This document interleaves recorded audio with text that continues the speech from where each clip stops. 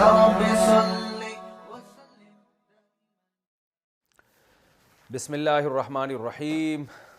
چھٹے پارے کا رکوع نمبر 12 اور سورہ مائدہ کا رکوع نمبر 8 یہ میں آج انشاءاللہ آپ کے سامنے پیش کروں گا، اور حسب معمول سب سے پہلے اس کا لفظی ترجمہ اور پھر انشاءاللہ اس کی تفسیر اور علمی نکات ہوں گے. اعوذ باللہ من الشیطان الرجیم. بسم اللہ الرحمن الرحیم.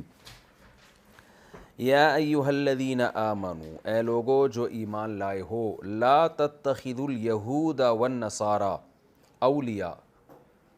اتخاذا یتخذ کئی بار آ چکا یہ لفظ. نہ ٹھہراؤ یہود اور نصارہ کو.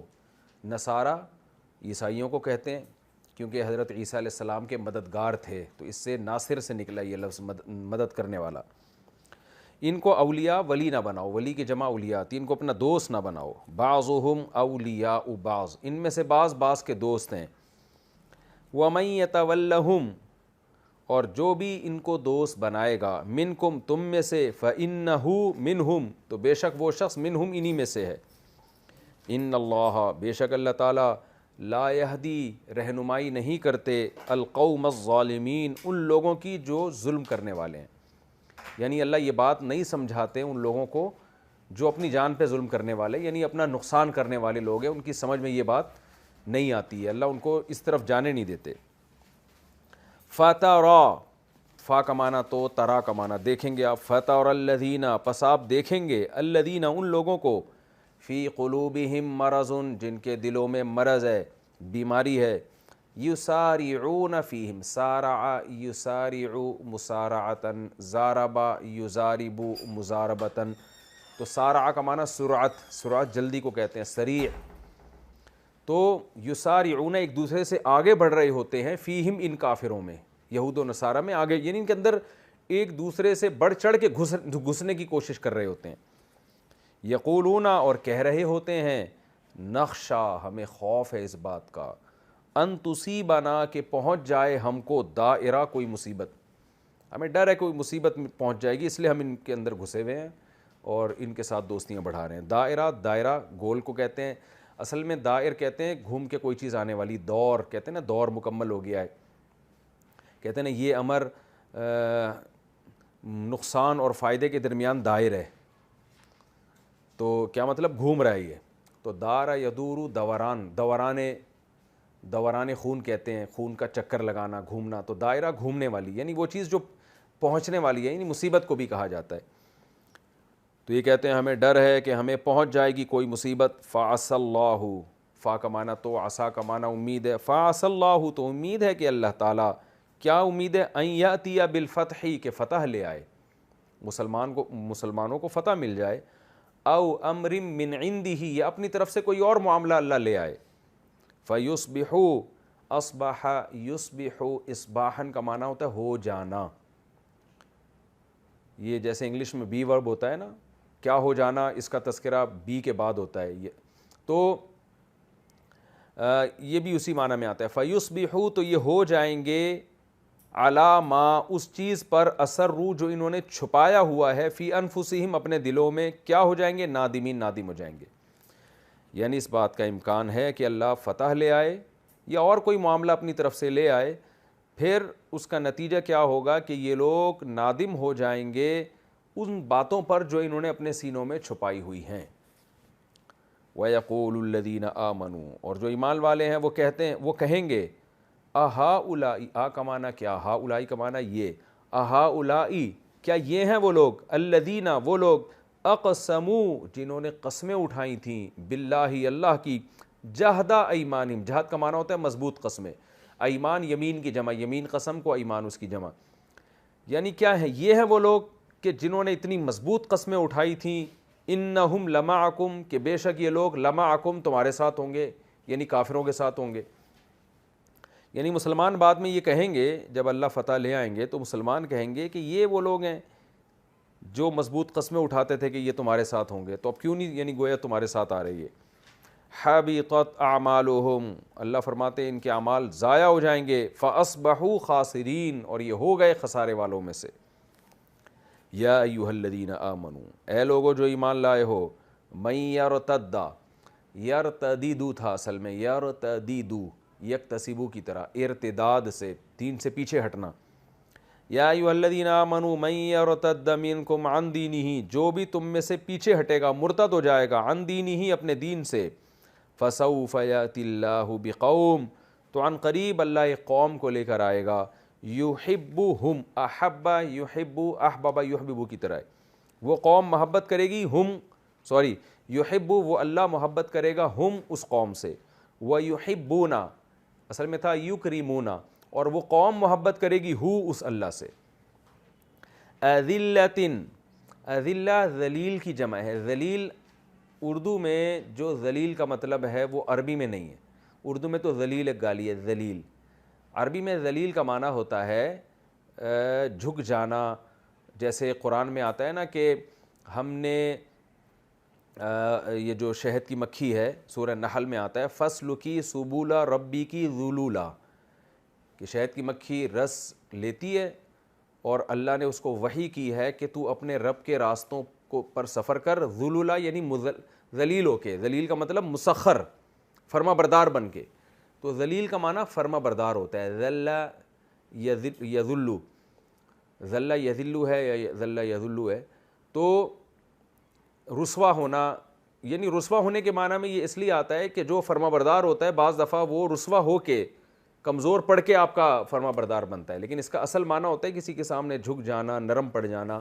مسخر ہو جانا، ان سب چیزوں کے لیے استعمال ہوتا ہے، تو اس کی جمع آتی اذلہ، لیکن یہ اس ذلیل کے معنی میں بھی استعمال ہوتا ہے جو اردو میں جس کو گالی کہتے ہیں، کیونکہ بعض دفعہ طاقت کے بل بوتے پر جب کسی کو آپ مسخر کرتے ہیں تو وہ رسوا بھی ہو جاتا ہے، تو قرآن میں یہ لفظ دونوں معنی میں استعمال ہوا ہے، یعنی منفی معنی میں بھی اور مثبت معنی میں بھی۔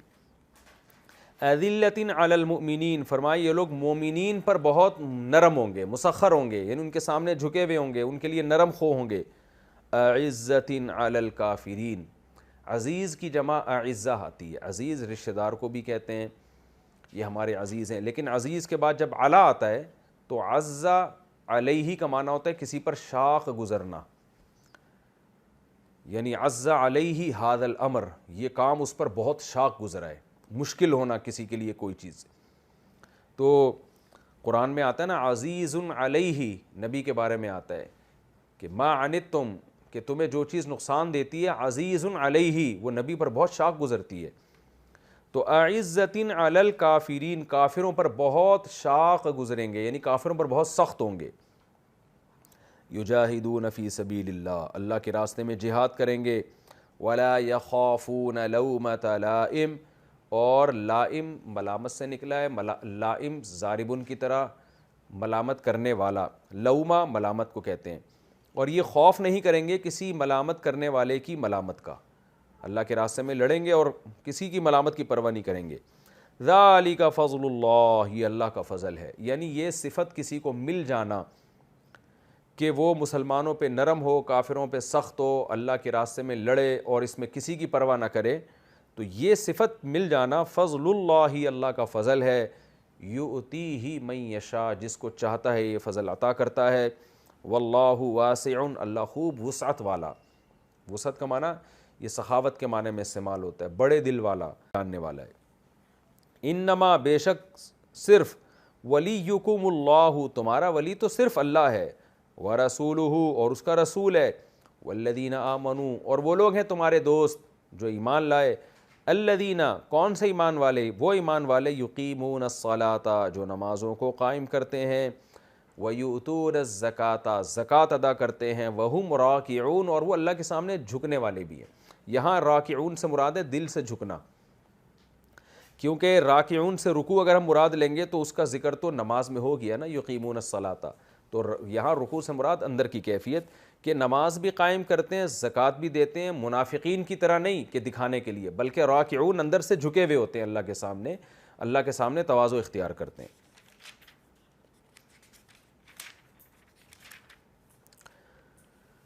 وَمَن يَتَوَلَّ اللَّهَ، اور بے شک جو دوست بنائے گا اللہ کو، وَرَسُولَهُ، اور اللہ کے رسول کو، وَالَّذِينَ آمَنُوا، اور ان لوگوں کو جو ایمان لائے ہیں، فَإِنَّ حِزْبَ اللَّهِ هُمُ الْغَالِبُونَ، تو بے شک اللہ کی جماعت ہی ہم الغالبون، وہی غالب آنے والے ہیں۔ یہ تو ہو گیا جی رکوع نمبر 8 اور 12 کا لفظی ترجمہ ہو گیا. میں انشاءاللہ اس کی تفسیر کی طرف آتا ہوں. پچھلے رکوع میں آپ کو پتہ ہے یہود و نصارہ کی ایک برائی کا تذکرہ تھا کہ تورات اور انجیل کو چھوڑ رکھا ہے انہوں نے اور اس پر عمل نہیں کرتے اور اپنے مفاد کے لیے نبی کے پاس آ جاتے ہیں فیصلہ کرانے کے لیے. یعنی ان کو جب لگتا ہے کہ شاید قرآن کے مطابق فیصلہ ہوگا تو ہمیں فائدہ ہوگا تو ادھر آ جاتے ہیں, اور جب لگتا ہے کہ نہیں ہے تو پھر پیچھے ہٹ جاتے ہیں. تو مفاد پرست لوگ ہیں. تو منافقین بھی یہی کام کرتے تھے مفاد پرستی کا. دعویٰ ان کا یہ تھا کہ ہم مسلمان ہیں, لیکن مفاد پرستی وہاں بھی تھی, نوعیت چینج تھی.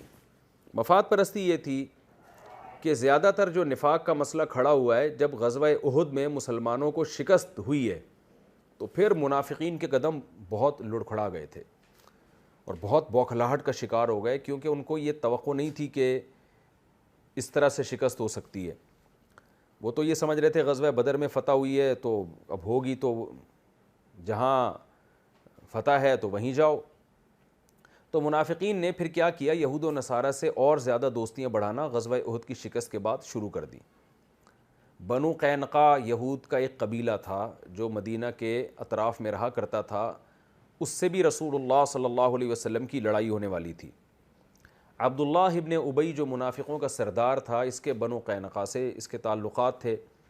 اس نے صاف طور پہ منع کر دیا کہ بھئی میں بنو قینقاع سے لڑائی نہیں کر سکتا, اور وہاں جا کے بھی مخبریاں شروع کر دی, ان سے پینگیں بڑھانا شروع کر دی, کیونکہ اس کو یہ ڈر تھا کہ اگر مسلمانوں کو شکست ہو گئی تو بھی میں رسوا ہوں گا, اگر جو ہے شکست نہ ہوئی تو میں ان کے خلاف جب جنگ میں جاؤں گا تو وہ قبیلے والے مجھے ملامت کریں گے. ڈبل مائنڈڈ آدمی. اس طرح کے اور بہت سارے لوگ تھے. تو اس میں قرآن مجید نے اس رکوع میں اہل ایمان کو علی الاطلاق خطاب کیا کہ تم یہود و نصارہ سے دوستی مت لگاؤ. کیسے, کیا مطلب؟ جس عنوان سے جس نیت سے منافقین دوستی لگاتے ہیں, کیونکہ پوری آیت ایک خاص سیاق و سباق سے متعلق ہے. اس کو علی الاطلاق لے لینا کہ کسی یہودی سے آپ سلام دعا نہیں کر سکتے اور کسی کنٹری سے آپ معاہدے نہیں کر سکتے اور دوستی نہیں لگا سکتے. جیسے پاکستان کے کچھ ایسے کنٹری سے دوستی ہے جو غیر مسلم ہیں, بعض لوگ یہ آیتیں ان پہ فٹ کر رہے ہوتے ہیں, تو یہ بالکل قرآن کی غلط تفسیر ہوگی. یعنی اس پیرائے میں اگر دیکھا جائے نا تو وہ دوستی جس سے اسلام کو نقصان ہو رہا ہے, آپ فائدے کے وقت ادھر ہیں اور جب ادھر فائدہ ہوتا ہے تو ادھر لڑک جاتے ہیں, تو پتہ ہی نہیں چل رہا آپ ہیں کس جماعت میں. یہ والی دوستی اسلام میں حرام ہے کسی بھی غیر مسلم سے. اسی کا تذکرہ یہاں پر قرآن کر رہا ہے, اے ایمان والو تم یہود و نصارہ سے دوستیاں نہ لگاؤ. کیا مطلب؟ یہاں آپ کو قوسین میں یہ لفظ ڈالنا پڑے گا کہ جیسے منافقین دوستیاں لگاتے ہیں صرف مفاد پرستی میں جس سے اسلامی ریاست کو نقصان ہو رہا ہے, یہ والی دوستیاں. بعضهم اولیاء بعض, فرمایا ان میں سے بعض کے دوست ہیں, کیونکہ ان میں کچھ نہ کچھ مناسبتیں آپس میں ہیں. یہ بھی اللہ نے نہیں کہا کہ یہ سب ایک دوسرے کے دوست ہیں, بلکہ اس موقع پہ اللہ نے فرمایا ان میں بعض کے دوست ہیں, کیونکہ بعض کی بات سے دشمنیاں بھی تھیں. یعنی تمہارے خلاف یہ لوگ متحد ہو جاتے ہیں, یہودی بھی اور عیسائی بھی, حالانکہ ان میں صدیوں سے جنگیں رہی ہیں, لیکن جب تمہارا کی مخالفت کی بات آتی ہے تو یہ آپس میں متحد ہو جاتے ہیں. اس سے پتہ چلتا ہے ان میں کچھ مناسبت آپس میں ہے. تو تمہاری تو ان سے کوئی مناسبت نہیں ہے, تم کیوں ان کی طرف مائل ہو رہے ہو اور تم کیوں ان سے دوستیاں لگا رہے ہو؟ آگے فرمایا وَمَن يَتَوَلَّهُمْ, جو ان سے دوستی لگائے گا, مِنْكُمْ, تم میں سے, فَإِنَّهُ مِنْهُمْ, تو وہ انہی میں سے ہے. انہی میں سے ہے کہ مطلب یہ کہ بعض اعتبار سے وہ بھی انہی میں سے یا تو حقیقت میں ہے یا انہی میں سے سمجھا جائے گا.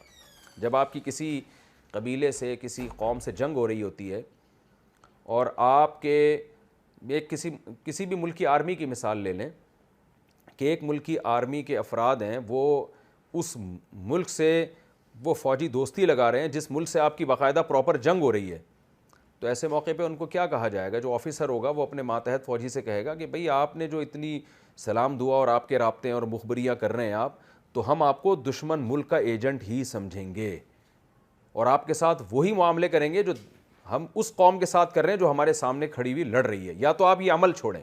تو قرآن کا بھی یہاں یہ مطلب ہے. تو آگے یعنی مطلب یہ ہے کہ پھر مسلمان ان کو انہی میں سے سمجھیں گے, تم تو ان کا ساتھ دے رہے ہو, تو تمہارا یہ دعویٰ کہ ہم مسلمانوں کے ساتھ ہیں, یہ دعویٰ قابل قبول نہیں ہوگا, کیونکہ اس دعوے پر تمہارے پاس دلیل نہیں ہے بلکہ اس کے خلاف دلیل موجود ہے۔ فرمایا ان اللہ لا یہدی القوم الظالمین، اللہ ہدایت نہیں دیتا ان لوگوں کو جو ظالم ہیں۔ اس آیت کے دو مطلب ہو سکتے ہیں، ایک تو یہ کہ جو اتنا بڑا ظلم کر رہے ہیں، مسلمانوں کو ضرورت ہے افرادی قوت کی اور پینگیں بڑھا رہے ہیں اسلام دشمنوں کے ساتھ، ان سے لڑنے کے لیے تیار نہیں ہیں اور خفیہ تعلقات ان سے رکھے ہوئے ہیں، تو جو ایسا ظلم کریں گے اللہ ان کو ہدایت کی توفیق نہیں دیتا۔ یعنی اتنا بڑا جرم ہے کہ اکثر و بیشتر اس جرم میں دل اتنا سیاہ ہو جاتا ہے، ہدایت کی توفیق سلب ہو جاتی ہے۔ دوسرا مفہوم جو اس کا بیان کیا کہ جو زیادہ صحیح معلوم ہوتا ہے وہ مفہوم یہ ہے کہ اللہ تعالیٰ یہ بات جو ہم نے ابھی بتائی ہے یہ نہیں ہدایت دیتے، اس بات کی یہ بات نہیں سمجھاتے ان لوگوں پر کو جو اپنی جان پہ ظلم کر رہے ہیں، یعنی جو غیر مسلموں سے دوستیاں لگا لگا کے اپنا نقصان کر رہے ہیں، ان کی سمجھ میں اتنی سی بات نہیں آتی، نہ آئے گی کہ جو شخص کسی دوسری قوم کے ساتھ تعلقات رکھتا ہے اپنی قوم کو چھوڑ کر، اپنی قوم کو نقصان پہنچانے کے لیے، کہ دنیا کا اصول ہے کہ پھر اس کو اس قوم میں سے سمجھا جاتا ہے، اس میں سے سمجھا نہیں جاتا، تو اتنی کامن سینس کی بات اللہ منافقوں کو اس کی ہدایت نہیں دیتے، جس کی وجہ سے یہ اپنا نقصان کر رہے ہیں کہ فیوچر میں کیا نقصان ہوگا جس کا آگے تذکرہ آ رہا ہے۔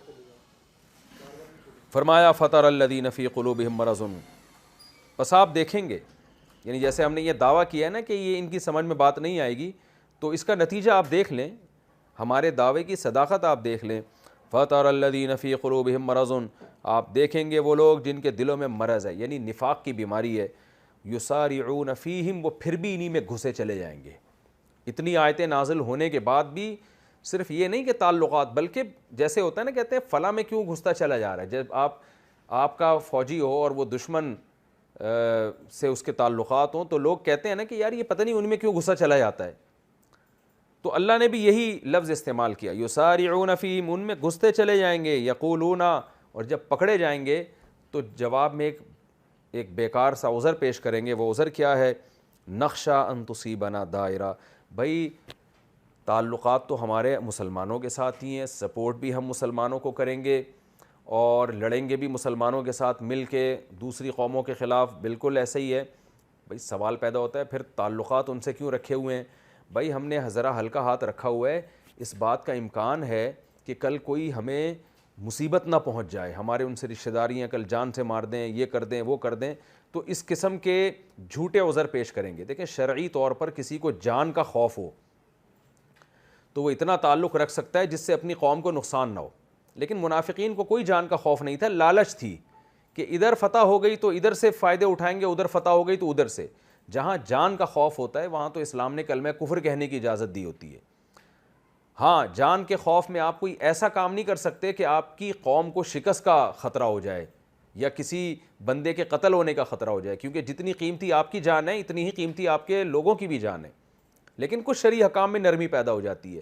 تو منافقین اس شرعی اصول سے کہ اللہ تعالیٰ نے جب جان کا خوف ہو تو کچھ حرام چیزوں کو بھی حلال کر دیا ہے جان بچانے کے لیے، تو یہاں یہ شرعی مسئلہ اس شرعی اصول کا حوالہ دیتے تھے کہ بھائی ہم نے جو ان سے دوستیاں لگائی ہیں تو یہ دل سے بالکل نہیں لگائی ہیں۔ یقولون نخشا ان تصیبنا دائرہ، اصل میں ہمیں ڈر ہے کہ کوئی ہمیں بڑی مصیبت نہ پہنچ جائے جو ہمارے لیے ناقابل برداشت ہو، جبکہ حقیقت ایسی نہیں تھی۔ اللہ ان کے دلوں کے بھید کو جانتا تھا۔ اصل مقصد یہ تھا کہ بھائی چڑھتے سورج کو سلام کرنا، اور ان کو اس سے کوئی غرض نہیں تھی کہ مسلمانوں کو ہمارے اس عمل سے اگر شکست بھی ہو جاتی ہے تو بھی ان کو کوئی تکلیف نہیں تھی اس سے۔ تو اس کا اللہ نے آگے تذکرہ کیا، فَعَسَى اللَّهُ أَن يَأْتِيَ بِالْفَتْحِ، منافقین کو اللہ نے بتایا دیکھو اس بات کا پورا امکان ہے کہ اللہ فتح لے آئے، یعنی مسلمانوں کو غالب کر دے، او امر من عندہ، یا اپنی طرف سے کوئی اور حکم نازل کر دے۔ وہ حکم کیا ہے کہ اللہ وحی کے ذریعے بتا دے تمہارے دلوں کے بھیدوں کو کہ ان کا مقصد اپنے آپ کو کسی بڑی آفت سے بچانا نہیں ہے، بلکہ ان کو اسلام اور مسلمانوں سے محبت ہی نہیں ہے، یہ تو صرف تھالی کے وہ بینگن ہیں کہ جدھر کو دیکھتے ہیں پلڑا بھاری ہے یہ ادھر کو جھک جاتے ہیں، چڑھتے سورج کو سلام کرنے والے لوگ ہیں۔ تو اللہ وحی کے ذریعے بھی اپنے نبی صلی اللہ علیہ وسلم کو ایک ایک کا نام لے کے بتا سکتا ہے، اور نبی صلی اللہ علیہ وسلم صحابہ کو بتا سکتے ہیں۔ تو کچھ بھی فیوچر میں ہو سکتا ہے، جس سے نقصان کیا ہوگا کہ منافقین کا جو فیوچر میں پلان تھا غیر مسلموں سے دوستی لگا کے مفاد حاصل کرنے کا، وہ پلان سارا ان کا ضائع ہو جائے گا، نہ ان کو کافروں سے یہود و نصارہ سے فائدہ حاصل ہوگا اور نہ ان کو مسلمانوں سے فائدہ حاصل ہوگا۔ فَيُصْبِحُوا، فرمایا اللہ فتح لے آئے، مسلمانوں کو غلبہ دے دے، یا اور کوئی حکم نازل کر دے جس میں ان کی پول پٹیاں کھول دے، تو نتیجہ کیا نکلے گا؟ فَيُصْبِحُوا عَلَىٰ مَا أَسَرُّوا فِي أَنفُسِهِمْ، آج دلوں میں انہوں نے جو باتیں چھپائی ہوئی ہیں ان باتوں پر ان کو ندامت ہوگی کہ ہماری پلاننگ غلط تھی اور ہماری سوچ غلط تھی۔ اور یہ ندامت توبہ والی ندامت نہیں ہے، توبہ والی ندامت ہو پھر تو اللہ سب گناہ معاف کر دیتے ہیں، یہ ندامت اس بات کی ہوگی کہ ہمیں نہ ادھر سے کچھ ملا غیر مسلموں سے اور نہ ہمیں ادھر سے کچھ ملا۔ وَيَقُولُ الَّذِينَ آمَنُوا، اور فرمایا وہ لوگ جو ایمان والے ہیں وہ کہیں گے پھر جب فتح ہو جائے گی نا اور مسلمان بھرپور غالب آ جائیں گے اور یہود اور نصارہ کو مکمل شکست ہو جائے گی، تو پھر تو پلڑا سارا ادھر ہی کا ہوگا۔ اس وقت پھر مسلمان لوگ ان کو تانے دیں گے اور کہیں گے أَهَٰؤُلَاءِ الَّذِينَ أَقْسَمُوا بِاللَّهِ جَهْدَ أَيْمَانِهِمْ، کیا یہ وہ لوگ ہیں جنہوں کے سامنے تم مضبوط قسمیں اٹھا کے کہا کرتے تھے إِنَّهُمْ لَمَعَكُمْ، کہ یہ لوگ تمہارے ساتھ ہیں۔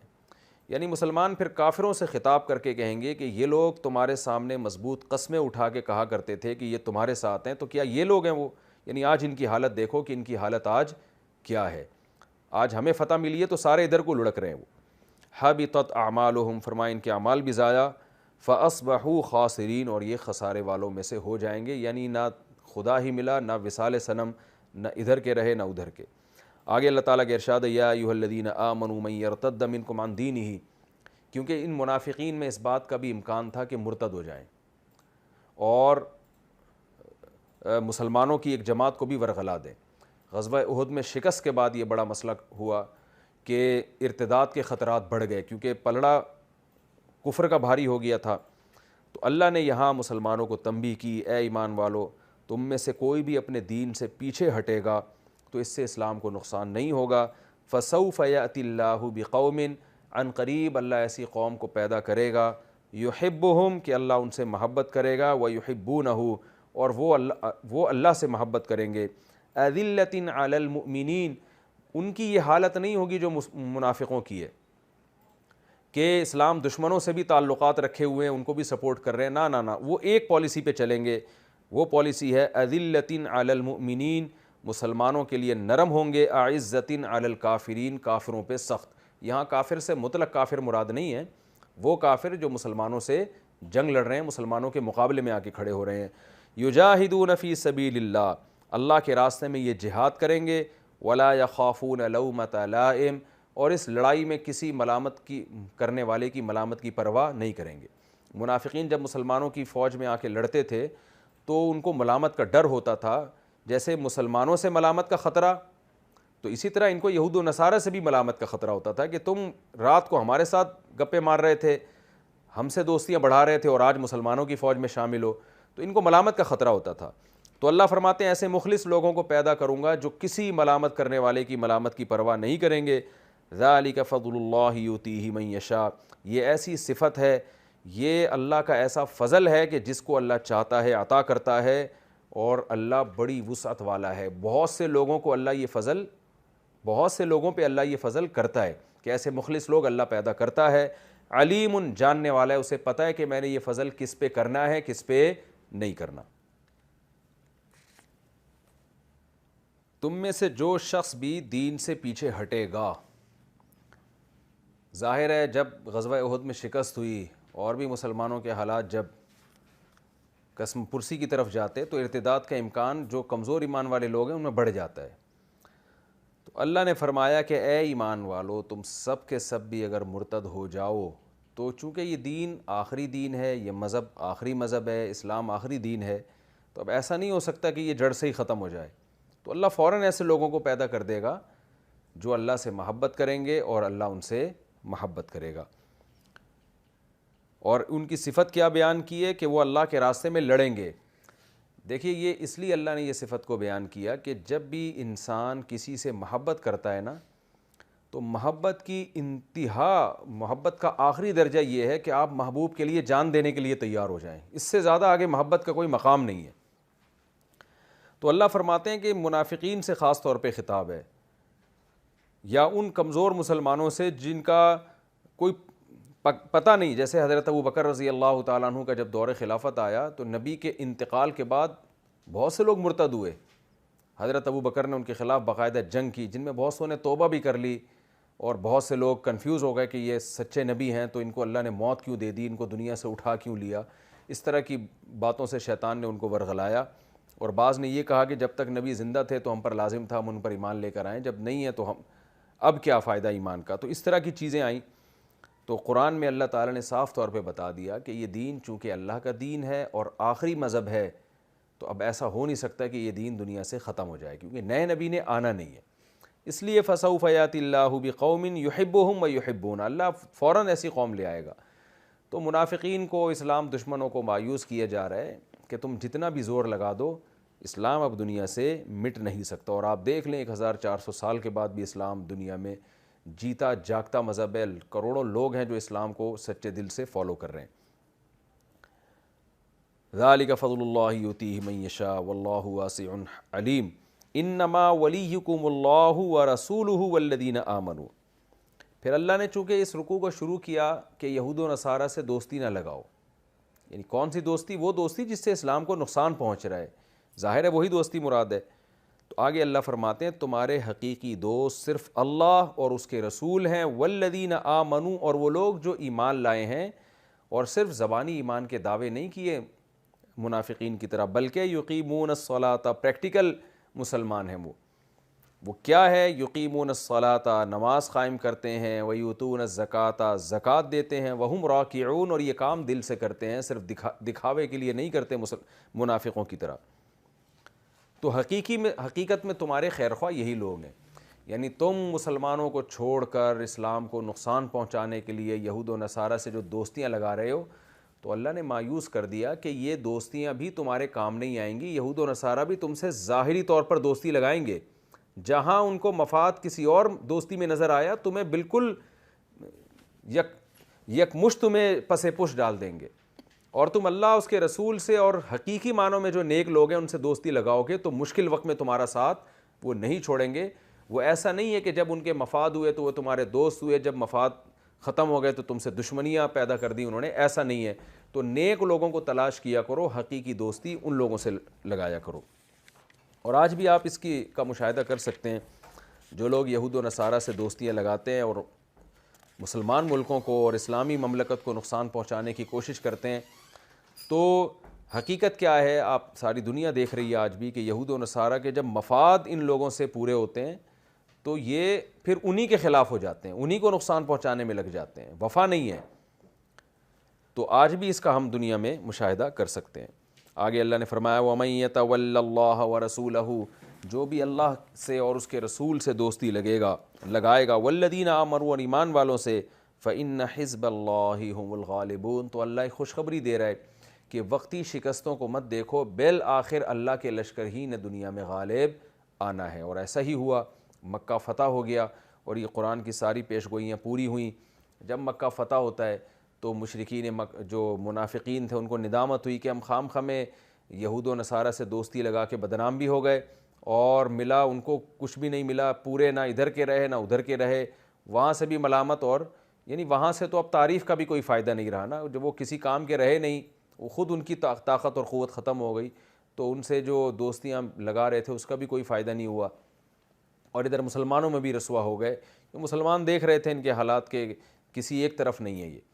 تو اور اللہ نے اہل اسلام کو خوشخبری دی کہ جو حقیقی معنوں میں دوستی لگائے گا مسلمانوں سے تو وقتی شکست کو مت دیکھو، بالآخر اللہ نے غلبہ مسلمانوں ہی کا کرنا ہے. یہ تو ہمارا رکوع کمپلیٹ ہو گیا، آسان رکوع ہے، اس میں جو علمی نکات ہیں وہ میں آپ کے سامنے پیش کر دیتا ہوں. پہلا تو اللہ نے یہود و نصارہ سے دوستی لگانے سے منع کیا ہے. آج اس آیت کا بہت لوگ غلط استعمال بھی کرتے ہیں. قرآن کی آیتوں کو آپ احادیث سے ہٹ کے یا سیاق و سباق سے ہٹ کے یا فقہائے کرام کے کلام سے ہٹ کے نہیں پیش کر سکتے. یہود و نصارہ سے علی الاطلاق دوستی کی کسی بھی قسم کا ان سے تعلق رکھنا یہ ایسا نہیں ہے کہ اسلام میں حرام ہو. یہاں یہود و نصارہ سے وہ والی دوستی مراد ہے جو منافقین کیا کرتے تھے. اور آگے پوری آیتوں سے صاف طور پہ یہی پتہ چل رہا ہے کہ وہ والی دوستی جس سے اسلام کو نقصان پہنچ رہا ہے، مفاد کی دوستی، تو یہ دوستی آج بھی حرام ہے. اللہ نے فرمایا ایمان والو یہود و نصارہ سے دوستی مت لگاؤ، یہ لوگ اپنے مفاد میں ایک دوسرے کے ساتھ ہو جاتے ہیں کیونکہ ان میں مناسبت ہے۔ مناسبت کیا ہے کہ دونوں کافر ہیں اور دونوں مفاد پرست ہیں، تم تو اللہ کی رضا کے متلاشی ہو، تمہاری ان سے دوستی کا کوئی تک نہیں بنتا۔ اس لیے اللہ نے فرمایا جو ان سے دوستی لگائے گا تم میں سے وہ انہی میں سے سمجھا جائے گا۔ تو جب بھی کسی قوم سے آپ کی دشمنی ہو، ایسے موقع پہ جب دشمن قوم سے کوئی اگر تعلقات بڑھا رہا ہو تو آج بھی قانون ہے کہ وہ انہی میں سے سمجھا جاتا ہے۔ تو اللہ نے بھی منافقین کو یہ وعید سنائی ہے کہ پھر تم انہی میں سے سمجھے جاؤ گے، تمہارے ساتھ وہی سلوک ہو سکتا ہے جو ان کے ساتھ ہو رہا ہے۔ ہاں کسی مصلحت سے اگر منافقین کو قتل نہ کیا جائے، جیسے نبی صلی اللہ علیہ وسلم کو جب علم بھی ہوتا تھا کہ منافقین کے کافروں سے دوستیاں ہیں اور ان سے تعلقات ہیں، مخبریاں بھی ہو رہی ہیں، پھر بھی بہت سے منافقین کو آپ نے معاف اس لیے کیا سیاست کی وجہ سے۔ عبداللہ بن ابی منافق بہت بڑا منافقوں کا سردار تھا، ساری دنیا جانتی تھی منافق ہے، لیکن نبی صلی اللہ علیہ وسلم نے اس کو قتل اس لیے نہیں کیا کہ آپ نے فرمایا اگر میں ان لوگوں کو قتل کروں گا تو غیر مسلم جو بہت سارے اسلام میں آ رہے ہیں ان کا داخلہ رک جائے گا، وہ کہیں گے کہ ان محمدن یقتل اصحابہ صلی اللہ علیہ وسلم، کہ محمد صلی اللہ علیہ وسلم اپنے ہی ساتھیوں کو جان سے مار رہے ہیں، کیونکہ ان کے سامنے پوری صورت واضح نہیں ہے، وہ ڈر جائیں گے۔ تو سیاست کی وجہ سے حکام الگ ہوتے ہیں اور ایک اصولی حکم ایک الگ ہوتا ہے۔ پہلی بات تو ہمیں پتہ چلی۔ دوسری بات اس رکوع میں ہمیں کیا معلوم ہوئی؟ فَطَرَ الَّذِينَ فِي قُلُوبِهِم مَرَضٌ، جس کے دل میں نفاق کا مرض ہے، شک کا مرض ہے، اسلام پر اطمینان نہیں ہے، تو اللہ فرماتے ہیں وہ انہی میں گھسیں گے جا کے۔ تو اس سے ہی بھی پتہ چلتا ہے کہ انسان کسی ایک رائے پہ قائم نہیں ہوتا اگر وہ اس کے اندر نفاق ہے۔ نفاق کا معنی کیا ہے؟ ظاہر کچھ باطن کچھ۔ اور یہ نفاق کیوں پیدا ہوتا ہے؟ مفاد پرستی میں۔ تو خود یہ ایک بہت بڑا عذاب ہے کہ آپ کسی ایک جگہ ٹک ہی نہیں رہے ہیں، نہ ادھر کے رہتے ہیں نہ ادھر کے رہتے ہیں۔ تو ہمیں اپنے بارے میں یہ سوچنا چاہیے کہ کہیں ہمارے اندر بھی نفاق کی بیماری تو نہیں ہے، اگر ہے تو ہم بھی پھر مفاد پرستی والی زندگی گزاریں گے۔ اور اللہ نے فرمایا کہ یہ کہتے ہیں کہ ہمیں کوئی مصیبت پہنچے گی، حالانکہ مصیبت کا خوف نہیں ہوتا ان کو تو مفاد پرستی ہے ان کی۔ تو یہ بھی ایک سوچنے کی بات ہے کہ ہمیں جب ہم دین اور مذہب کو فالو کر رہے ہیں تو ہمیں اس پہ چلنے میں فائدہ ہو یا نقصان ہو، اپنے آپ کو ہمیں اللہ کے حوالے کر دینا چاہیے۔ اس دور میں تو منافق تھے جو عقیدے کے منافق تھے، آج عمل کے منافق بہت ہیں، اور یہ آپ کو مسلمانوں میں بہت کثرت سے نظر آئیں گے۔ مفتیوں سے مسئلہ پوچھا جاتا ہے اس امید پہ کہ شاید میرے حق میں فتویٰ آ جائے، جب ان کے حق میں فتویٰ نہیں آتا تو اس فتوے کو مسترد کر دیتے ہیں۔ میرے سامنے ایسا ہوا ہے کہ یہاں اسی دفتر میں جہاں میں یہ بیٹھ کے میں یہ ریکارڈ کروا رہا ہوں، ایسے کیسز آئے ہیں کہ مجھے ثالث بنایا کہ جس شریعت کے مطابق آپ جو فیصلہ کریں ہم مانیں گے۔ جب میں نے فیصلہ کیا تو ایک پارٹی مکر گئی کہ یہ فیصلہ ہم تو کسی اور کے پاس جائیں گے۔ تو آج بھی ہمیں ان چیزوں کا مشاہدہ ہو رہا ہے کہ بہت سے لوگ اتنی شریعت کو فالو کرتے ہیں جس میں ان کا ذاتی مفاد ہو۔ تو یہ ایک بہت بری بیماری ہے، بہت برا عمل ہے جس کی اللہ نے جگہ جگہ قرآن کریم میں مذمت بیان کی ہے۔ اس میں اللہ نے یہ بھی بتایا کہ اے ایمان والو تم میں جو بھی اپنے دین سے پیچھے ہٹے گا تو اللہ ایسے لوگوں کو پیدا کرے گا جو اللہ سے محبت کریں گے اور اللہ ان سے محبت کرے گا۔ علماء کہتے ہیں ارتداد جو ہے نا اس کے مختلف درجات ہیں۔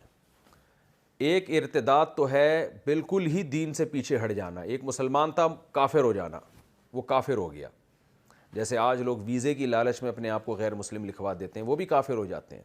تو ایک تو ارتداد یہ ہے۔ ایک ارتداد ہے جزوی ارتداد یہ ہے کہ آپ کافر تو نہیں ہوئے لیکن دین میں جتنا آپ آگے گئے تھے آپ دوبارہ گناہوں کی زندگی کی طرف آ رہے ہیں، یہ بھی ایک نوعیت کا ارتداد ہی ہے۔ جیسے آپ 5 نمازیں پڑھا کرتے تھے، عادی ہو گئے آپ، اللہ نے آپ کو عادت ڈال دی لیکن آپ نے اب آہستہ آہستہ نمازیں پڑھنا چھوڑ دیں۔ آپ زکوٰۃ دیا کرتے تھے ہر سال پابندی کے ساتھ، لیکن آپ اب دین سے پیچھے ہٹ رہے ہیں، آپ نے زکوٰۃ دینا چھوڑ دی۔ آپ زنا سے بچا کرتے تھے لیکن اب آپ زنا کی طرف جانا شروع ہو گئے۔ آپ رمضان کے روزے رکھا کرتے تھے لیکن اب آپ نے روزے رکھنا چھوڑ دیے۔ ایک عورت نے شرعی پردہ کر لیا، مکمل عادت ہو گئی اس کو، اب وہ پیچھے ہٹ رہی ہے ماحول سے متاثر ہو کے۔ تو علماء نے اس آیت کے تحت کہا ہے کہ یہ بھی ارتداد ہی کی ایک قسم ہے، اس کو کہتے ہیں جزوی ارتداد۔ تو ان لوگوں کو بھی اللہ کی دھمکی ہے کہ تم، یعنی اللہ اس مستغنی ہے، اللہ کہہ رہے جو بھی کسی نوعیت کا ارتداد کرے گا تو سمجھ لو اپنا نقصان کر رہا ہے، نہ اللہ کا نقصان کر رہا ہے نہ اسلام کا نقصان کر رہا ہے، کیونکہ اللہ ایسے لوگوں کو پیدا کرے گا جو اللہ سے محبت کریں گے اور وہ پیچھے نہیں ہٹیں گے اور وہ 100% شریعت کو فالو کریں گے. تو یہ کتنی بڑی دھمکی ہے اور کتنا اللہ کی طرف سے ایک سخت ڈانٹ ہے ان لوگوں کے لیے جو دین میں آگے جانے کے بعد واپس پیچھے کی طرف آنے لگتے ہیں. تو یہ بھی ہمیں ایک نقطے کی بات پتہ چلی. چوتھی بات جو بہت ہی امپورٹنٹ ہے وہ یہ ہے کہ اللہ نے یہاں یہ فرمایا کہ جو دین میں پیچھے ہٹے گا تو ایسے لوگ پیدا ہوں گے جو اللہ سے محبت کریں گے. اب دیکھیں ہونا تو یہ چاہیے تھا, آیت یوں ہونی چاہیے تھی کہ اے ایمان والو تم میں جو بھی دین سے پیچھے ہٹے گا تو اللہ ایسے لوگ پیدا کریں گے, ایسے لوگوں کو پیدا کرے گا جو دین سے پیچھے نہیں ہٹیں گے, ان میں استقامت ہوگی. یوں ہونا چاہیے تھا. لیکن اللہ نے کیا اسلوب اختیار کیا کہ اے ایمان والو جو دین سے پیچھے ہٹے گا تو اللہ ایسے لوگوں کو پیدا کرے گا جن سے اللہ کو محبت اور ان کو اللہ سے محبت. یہ بلاغت ہے. اس میں اصل میں یہ بتایا گیا ہے کہ جو دین سے پیچھے ہٹتا ہے نا وہ دلائل کی کمزوری کی بیس پہ نہیں, وہ اللہ سے محبت میں کمی کی وجہ سے ہٹتا ہے. اسلام کے دلائل اتنے مضبوط ہیں کہ اس بیس پہ کوئی پیچھے نہیں ہٹ سکتا. اسلام کے برحق ہونے کے دلائل اتنے مضبوط ہیں. وجہ کیا ہوتی ہے, فالٹ ان میں کیا ہوتا ہے کہ انہوں نے دلائل کو تو فوکس کیا ہوتا ہے, اپنے دل میں اللہ کی محبت پیدا نہیں کی ہوتی. جب انسان کو کسی سے محبت ہوتی ہے تو پھر محبوب کو چھوڑنا آسان نہیں ہوتا. تو اللہ نے بتا دیا کہ جب تم اگر دین سے پیچھے ہٹو گے تو اب کی مرتبہ میں ایسے لوگ پیدا کروں گا جو اللہ سے محبت کریں گے, یعنی محبت کرنے کی وجہ سے اب وہ پیچھے نہیں ہٹیں گے. تو جو تم میں فالٹ تھا وہ فالٹ ان میں نہیں ہوگا. یہ ایک دھمکی دی جا رہی ہے. حقیقت تو یہ کہ صحابہ نہ مرتد ہوئے کیونکہ ان میں اللہ سے محبت تھی. یہ تو کمزور ایمان والے لوگوں کو ایک خطاب کیا جا رہا ہے اور ان کو دین پر قائم رہنے کا ایک طریقہ بتایا جا رہا ہے اور ان کو وعید سنائی جا رہی ہے کہ اللہ کسی کا محتاج نہیں ہے. تو اس آیت سے ہمیں یہ پتہ چلتا ہے کہ ہمیں اسلام کی حقانیت کے دلائل اگر سمجھ میں آ گئے ہیں تو اتنا کافی نہیں ہے, بلکہ ہمیں اللہ سے اللہ کی محبت مانگنی بھی چاہیے اور وہ کام کرنے چاہیے جن سے اللہ کی محبت پیدا ہو تاکہ موت تک ایمان اور اسلام پر ہمیں استقامت نصیب ہو اور پیچھے ہٹنے کے چانسز ختم ہو جائیں. تو اللہ کی محبت کیسے پیدا ہوتی ہے؟ کثرت سے اللہ کا ذکر کرنے سے پیدا ہوتی ہے, بار بار اللہ کا تذکرہ کرنے سے پیدا ہوتی ہے, اہل اللہ کی صحبت اختیار کرنے سے پیدا ہوتی ہے, اللہ کی نعمتوں میں غور کرنے سے. بار بار آپ پانی پی رہے ہیں تو آپ غور کریں میرا رب کتنا مہربان ہے جو مجھے پیاس کی شدت میں پانی پلا رہا ہے. کوئی بھی نعمت ملے تو اس میں اللہ کی محبت کو سوچنا چاہیے. تو ایک دفعہ جب دل میں محبت پیدا ہو گئی تو انشاءاللہ خاتمہ ایمان پر ہوگا. اس کا بہت زیادہ اسلاف اہتمام کرتے تھے کہ آج تو ہم مومن ہیں, ایسا نہ ہو کہ ہم ایمان سے پھر نہ جائیں کہیں. تو اللہ سے اللہ کی محبت مانگنی چاہیے. یہ بھی نقطے کی بات پتہ چلی. اور اس میں جہاد کی فضیلت بھی کہ اللہ سے محبت کی انتہا یہ ہے کہ آپ کے دل میں اللہ کی راہ میں لڑنے کا جذبہ پیدا ہو جائے. اب دیکھیں جہاد کا کوئی خاص تذکرہ نہیں چل رہا تھا ان آیات میں, لیکن اللہ نے جب اپنے محبوب لوگوں کا ذکر کیا تو ان کی علامتیں کیا بیان کی. اذلۃ علی المؤمنین اعزۃ علی الکافرین, مومنین کے لیے نرم ہوں گے کافروں پر, یعنی وہ کافر جو اسلام دشمن ہیں لڑتے ہیں ان پر بڑے سخت ہوں گے. یجاہدون فی سبیل اللہ, اللہ کی راہ میں لڑیں گے. وہ اتنی محبت پیدا ہو جائے گی کہ یہ محبت ان کو جان ہتھیلی پر رکھ کر اسلام دشمنوں کے سامنے لڑنے کے لیے اکسائے گی. ولا یخافون لومۃ لائم, اور بعض گناہ ایسے ہوتے ہیں یا بعض نیکیاں ایسی ہوتی ہیں کہ ان پہ ملامت نہیں ہوتی, لوگ اپریشیٹ کرتے ہیں آپ کو. آپ صدقہ خیرات کریں لوگ آپ کی تعریف کریں گے, آپ نماز پڑھیں لوگ تعریف کریں گے, لیکن اللہ کی راہ میں لڑنا ایک ایسا عمل ہے اس میں آپ کے رشتہ دار آپ کے خاندان والے آپ کو روکیں گے, بھائی شہید ہو جاؤ گے تو پیچھے کیا بنے گا, ان کا کیا ہوگا. لیکن اللہ فرماتے ہیں ان میں اللہ کی راہ میں لڑنے کا ایسا جذبہ ہوگا کہ کسی ملامت کرنے والے کی ملامت کی پرواہ نہیں کریں گے. کیونکہ انسان کو جب کسی سے بہت زیادہ محبت ہوتی ہے تو پھر دائیں بائیں لوگوں کو نہیں دیکھتا, وہ محبوب کی رضا کا متلاشی ہوتا ہے. تو پانچویں نقطے کی بات ہمیں اس سے ہی پتہ چلی کہ جہاد کی اہمیت, کہ مجاہد کا اللہ کی نظر میں کیا مقام ہے. اور آخر میں اس رکوع میں اللہ نے کیا بتایا کہ تمہارا حقیقی دوست اللہ, اس کے رسول ہیں اور نیک لوگ ہیں. تو اس سے ہمیں پتہ چلتا ہے کہ بھئی ہمیں جہاں اسلام دشمنوں سے دوستی کی ممانعت ہے وہیں اہل اللہ سے دوستی کی ترغیب بھی ہے. تو جب آپ کے دل میں اللہ والوں سے دوستی ہوگی تو اسلام دشمنوں سے خود بخود آپ کے دل میں دوستی نہیں ہوگی, کیونکہ دل خالی اگر ہوتا ہے تو شیطان اس میں جگہ بنا لیتا ہے. تو اپنے دل میں آپ اہل اللہ کی, اللہ والوں کی, علماء کی, نیک لوگوں کی محبت پیدا کر لیں تو شیطان کی محبت اور اسلام دشمنوں کی محبت سے دل خود بخود خالی ہو جائے گا، کیونکہ ایک چیز میں، ایک دل میں دو اپوزٹ محبتیں یہ جمع نہیں ہو سکتی. تو انما ولیکم اللہ ورسولہ، اور اللہ نے یہی فرمایا ومن یتول اللہ ورسولہ، جو اللہ اس کے رسول سے دوستی لگائے گا یعنی ایمان والوں سے، تو آخر میں دین ہی نے غالب آنا ہے. تو ہمیں اہل اللہ سے، علماء سے، صلحاء سے، آج جو غیبتوں کا ماحول ہے، فلاں نے ایسا، یہ فلاں بزرگ ایسے، یہ فلاں مولانا ایسے، جو ایک لوگوں میں ایک فیشن بن چکا ہے، اس سے آپ کو نقصان ہوگا. تو ہمیشہ علماء کی، اہل اللہ کی، بزرگوں کی محبت پہ انسان کو فخر کرنا چاہیے. اس سے آپ کا ایمان انشاءاللہ محفوظ ہو جائے گا. یہ ہمارا لیکچر ختم ہوا. انشاءاللہ اگلے لیکچر میں میں سورہ مائدہ کا رکوع نمبر 9 اور سورہ مائدہ کا رکوع نمبر 9 اور چھٹے پارے کا رکوع نمبر 13 انشاءاللہ آپ کے سامنے پیش کروں گا. اس کی ہم ابتدا کریں گے. اللہ تعالیٰ سمجھنے کی، عمل کی توفیق عطا فرمائے. Thanks for watching. Don't forget to like, comment, share and subscribe to Mufti Tariq Masood Speeches channel.